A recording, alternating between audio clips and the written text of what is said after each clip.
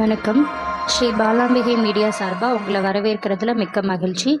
இன்றைக்கி நம்ம பார்க்க போகிறது தானிய பரிகாரம்.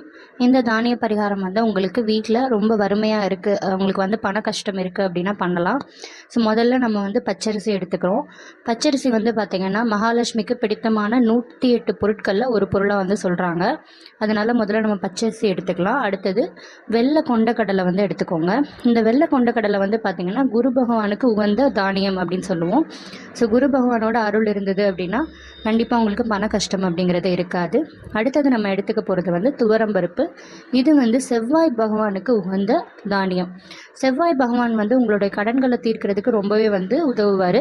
ஸோ அதனால் நீங்கள் வந்து செவ்வாய் பகவானை வழிபட்டீங்க அப்படின்னா உங்களுக்கு தேவையற்ற செலவுகள் வந்து இருக்காது, அதிகமான பண வரவு இருக்கும். இந்த 3 தானியங்களை வச்சு தான் நம்ம வந்து பரிகாரம் பண்ண போகிறோம். இதுக்கு நீங்கள் பச்சை நிறத்தில் ஒரு துணி எடுத்துக்கணும். இந்த பச்சை நிற துணியில் இந்த 3 தானியங்களையும் நம்ம முடிஞ்சு வைக்க போகிறோம். முதல்ல பச்சரிசி எடுத்துக்கலாம். எல்லாமே ஒரு கைப்பிடி அளவு எடுத்துக்கோங்க.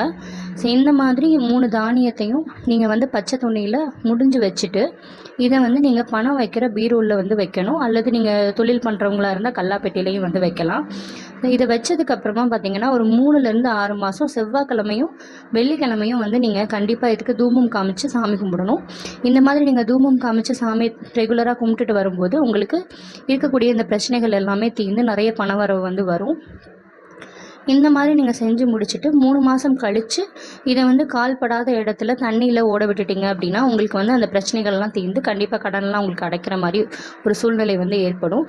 இதை வந்து நம்ம முடிஞ்சிட்டு மறைவான இடத்துல இந்த மஞ்சள் துணி அல்லது பச்சை துணியில் வந்து நீங்கள் கட்டி வைக்கலாம். பச்சை துணியில் கட்டும்போது இன்னும் நிறையா வந்து உங்களுக்கு செல்வ செழிப்பாக இருக்க முடியும்னு சொல்லுவாங்க. அதனால் நீங்கள் முடிஞ்ச அளவு பச்சை துணியே வாங்கி கட்டிக்கோங்க.